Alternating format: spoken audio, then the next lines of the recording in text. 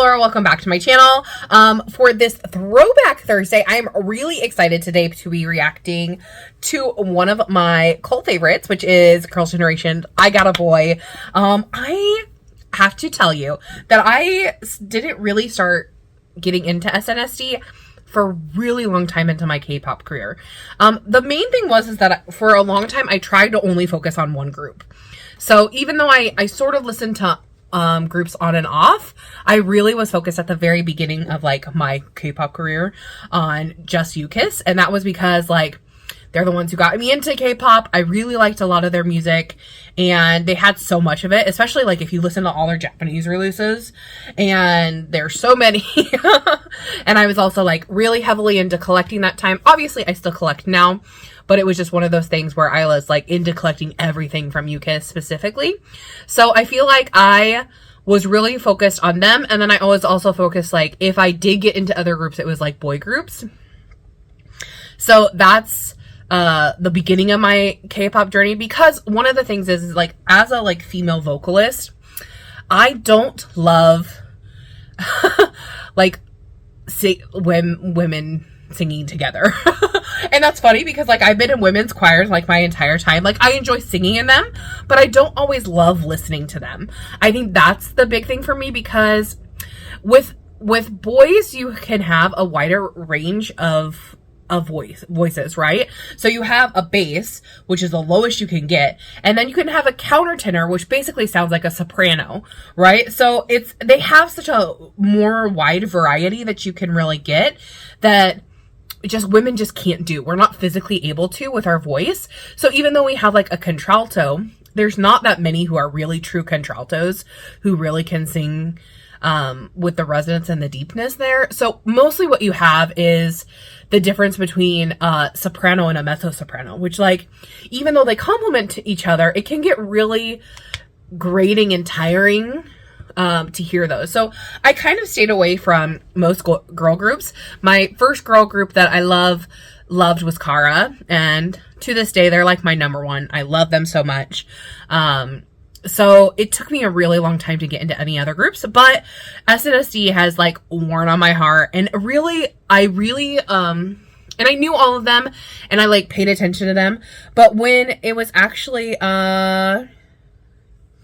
when they mostly split up, is when I really started to get into more of their music. So when OGG came out, Little Touch, like, loved it. And then like I really started to listen to them individually, like when Taeyeon's solo music came out, and she's been a soloist for a really long time, but I remember specifically like and that kind of era, I really started to listen to her a lot more and becoming appreciative of her voice. And I also love how she said in an interview, and I can't remember where it is, but maybe someone who's Son can tell me, she always knew that they knew if Taeyeon hated their title track, it was gonna be a hit. And so to this day I like remember that, and I remember how that she loved Little Touch, and I wish they would bring that back, because that was one of my favorite sounds from them, and I think it didn't get the appreciation that it deserves. So without further ado, since I thought this was kind of fitting, because this is just turned 12 years old here not that long ago. I think it was like in January, the end of January. So I was like, let's go ahead, let's play some respect to my girlies, and let's get into it. This is Girls' Generation, I Got a Boy. Also, just like iconic. Oh my gosh, I forgot Jessica's still in this right now. And the pop-up ads. Oh my gosh. I like the pop-up art. It's so old. Hey yo, Gigi!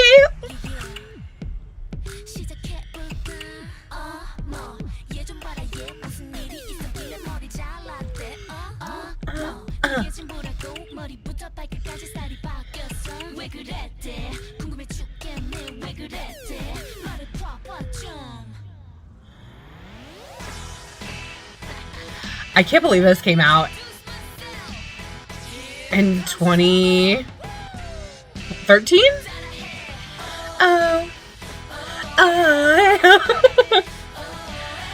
I feel like this song, the great thing about this song is it has so many songs within it. Because this is like so different from, you know, when you get into the chorus, it's so different. It's like what, 3 songs in one? I remember though how I loved the chorus for this. Oh, poor Sunny.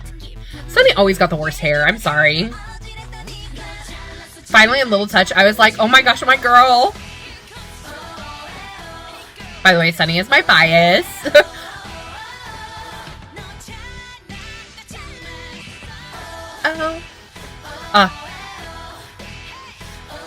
I'm curious why SM does the group, like the group chorus. This is always my favorite part. Like that one, like little stop, and then going in the chorus.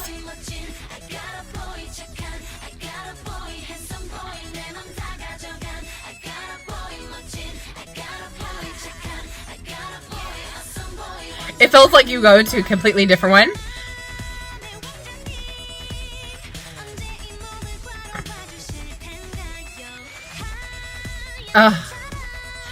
They're just such great singers, and they like complement each other in such different ways, which has always been my favorite part about them, like as a group, because I feel like none of them have like similar voices. I feel like they really gave like different parts to each other, so it made it like really like good sense for them to be a group.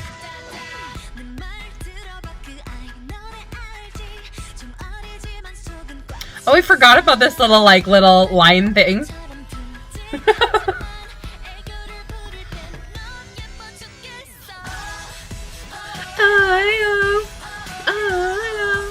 Sorry, I'm just singing in your ears.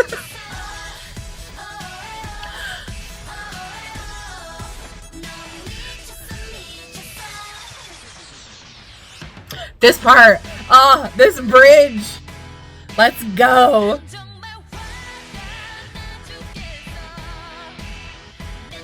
Again, it's like three or 4 songs. Like if you count the little introduction as a song.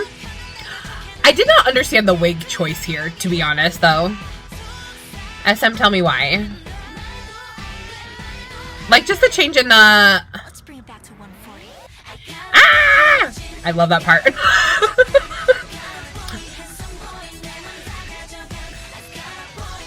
If you don't know that famous line, like, come on. Let's stop. Let's bring it back to 140.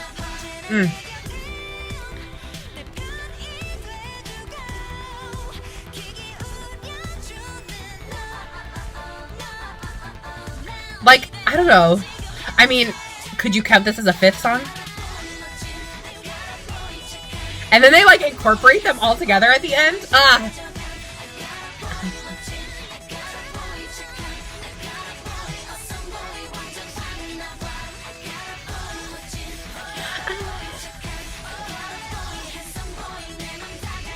Also, I love, like, how SNSD always had the craziest fashion, but somehow it always worked.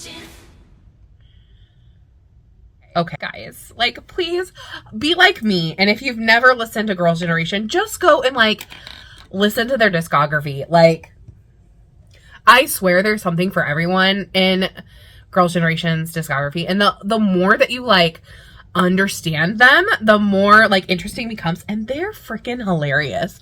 I did not know this, but when I was watching because I got into them later, obviously, but then when they did their anniversary concert, when they did Forever One, and they did like some behind the scenes things, and they did like talk shows, because they like SM put on like some things. They're so funny. They are hilarious, and I love them so much for that. So definitely you guys need to check them out if you haven't already. See what you're missing. And like I said, if I Got a Boy is not for you, that they have something else that's you. They have, you know, tons of songs. G is obviously iconic. I didn't want to do G. I thought about doing it, but then I was like, no, I want to do I Got a Boy. First, because it's like just turned 12. And then also, I feel like it's just one of those songs where it's like, you think it's going to be a chaotic mess, and it's not. And I don't know how SM pulled this off. I don't. Because I feel like with some of their girl group songs, they've done this, and they pull it off, and I'm like, how? How as producers are you doing this? Like, another song that comes to my mind is, what was that song by Red Velvet? I can't remember it off the top of my head, but you guys probably know. They just throw like this chaos, but somehow it works. And that's what I really enjoy about I Got a Boy. And then just, it's so bright and like in your face. And I love that. It's like, yeah. It's something that I really miss about like the like older gens, is that sometimes their video concept, they're just so loud in your face, and it's so clear to like what they are and how they work. So definitely go give Girls' Generation shout out. Tell me what you thought of the song. Did you love it? Did you hate it? What do you think of Girls' Generation? Who's your bias? And I'll see you in the next Throwback Thursday. Thanks for watching. Bye.